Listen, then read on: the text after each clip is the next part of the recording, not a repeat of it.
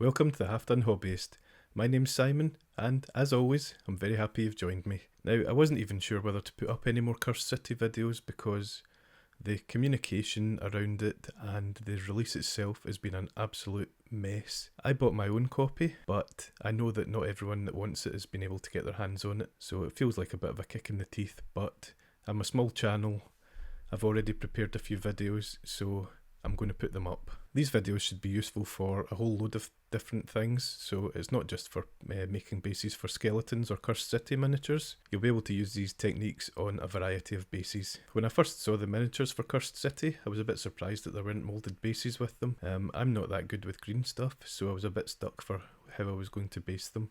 I didn't want to just put a texture paint over the top and then dry brush it, because that's a bit boring. So I decided to use all the tools at my disposal and 3D print my own bases. Now please don't turn off if you don't have a 3D printer, I think this will be quite interesting anyway.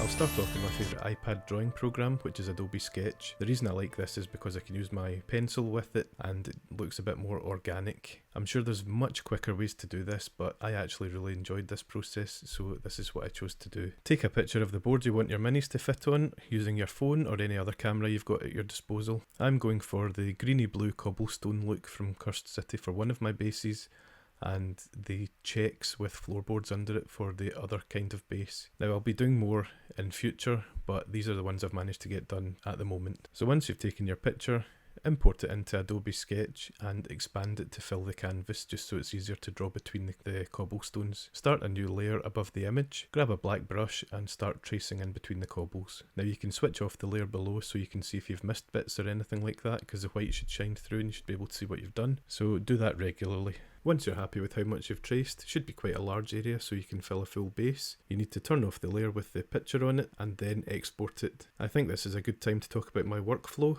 I've got an iPad and a Mac and an iPhone. Yes, I'm an iSheep.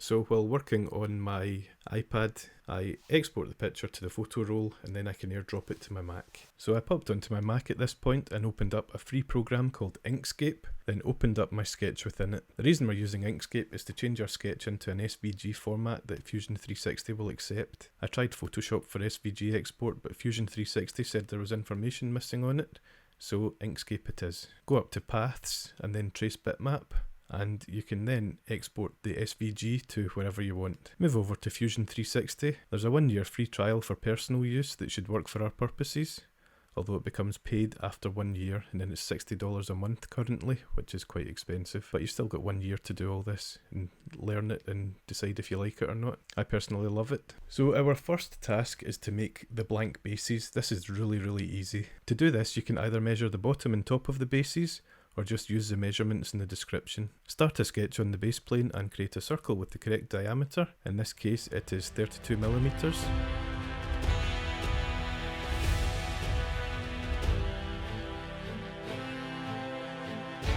Now create an offset plane from the construct menu 4mm above that one.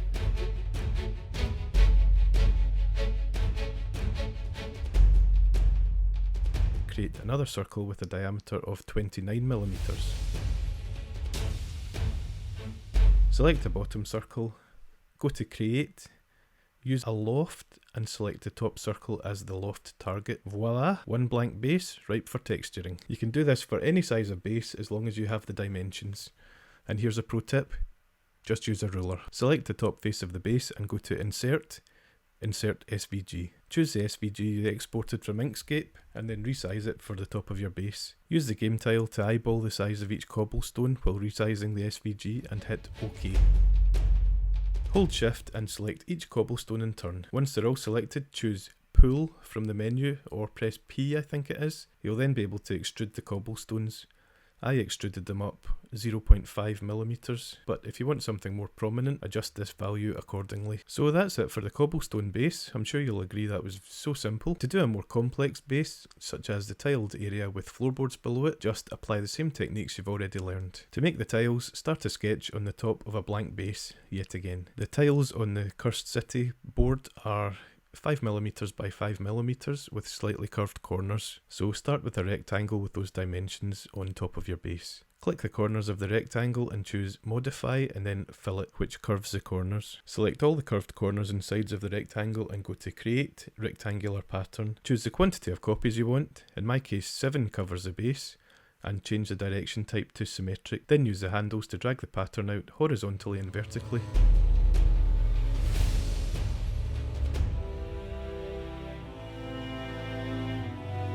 When you're happy, finish the sketch, then Shift select all the tiles you want to be raised. Click Pull, then type in 0.75 and then hit Enter. I wasn't happy with these bases after the first pass. They were all a bit angular, there wasn't much to them, so I decided to add a few cracks just for a bit more interest. Select one of the tiles you've extruded and grab the line tool. Draw a line across the tile, side to side, and finish your sketch. You'll be able to select the bit you've just cut off. So if you select that and then extrude it down 0.75mm, then it'll be flat with the rest of the base. And that is how you make cracks. You can make as many of them or as few of them as you want. For the floorboards, I followed the same procedure again for the sketch. I went into Adobe Sketch and just drew floorboards, raggedy floorboards with raggedy edges. I went for the organic feel, that's why an Apple Pencil really helped. You could do exactly the same in any design program at all on any platform. As long as you've got a brush and a mouse, you'd be fine. Select the top plane of the base where there aren't any tiles and insert the floorboard SVG. Resize it, select the bits you want to raise and press pull. Raise the bits of floorboard 0.25mm so it gives the impression they're below the tiles. Congratulations! You've got a nice thematic base, created entirely by you. It's certainly something to be proud of. One thing to watch out for is to make sure your tiles are far enough apart so that they don't merge together when printed, as happened to me. It'll look odd in Fusion 360, but it'll come out fine, don't worry about it. Save and export all of your bases as .stl files. Open your favourite slicer for your printer, in my case Chitubox, and add your base STLs. I print them flat so they print quickly. It's a bit more difficult to get the bases off the build plate, but it only takes around 30 minutes to print per set, compared to 2 to 3 hours if you print them diagonally, which is kind of the norm for bases, so it's better for prototyping. Print your bases, clean them off in isopropyl, then cure them under your UV light. For the stone base, prime it black, dry brush with Dawn Stone, wash with Nuln Oil, and then dry brush with Administratum Grey. Wait for it to dry, then wash it with Ethermatic Blue thinned down with contrast medium to give it a slightly green tinge, the same as the boards. You can finish off by giving it a dry brush of Goss Blaster Green. I tried a few colour schemes. I didn't really like a close match to the game board because it didn't seem to look right with my colour scheme, so I decided on a bit more of a reserved approach. If there are any uncobbled areas, you can use Stirland Mud, then a Baneblade Brown dry brush, just to fill in those blank areas. You can also add a bit of Nurgle's Rot between the tiles if you so desire. If you have any lying around, maybe in the skulls pack from Games Workshop, you can add skulls or jawbones to the bases just to give it a bit of extra interest. There is no point in 3D printing these when you've probably got tons lying around already. For the tiled base, prime it light, in my case Wraithbone because I'm going to be using a lot of contrast. Slap Wildwood onto the wood bits and let it dry. Dry brush it with Gorthor Brown and then Baneblade Brown. Use Black Templar between the tiles to darken down the gaps a bit. Alternate painting the tiles with Rakarth Flesh and Corvus Black. Highlight the Rakarth tiles with Screaming Skull and then Pallid Witch Flesh, and the black tiles with Dawnstone and then Administratum Grey. To finish the base off, I've just added some Flesh Tearers Red across the top of it just in blobs. Choose where you want to put it and just splat it on. Really easy and it's really effective. And that's you done. I hope you enjoyed this video. I enjoyed making it. I'm very proud of my bases. If you did enjoy this video, please like and subscribe, and I will see you soon. Thank you very much.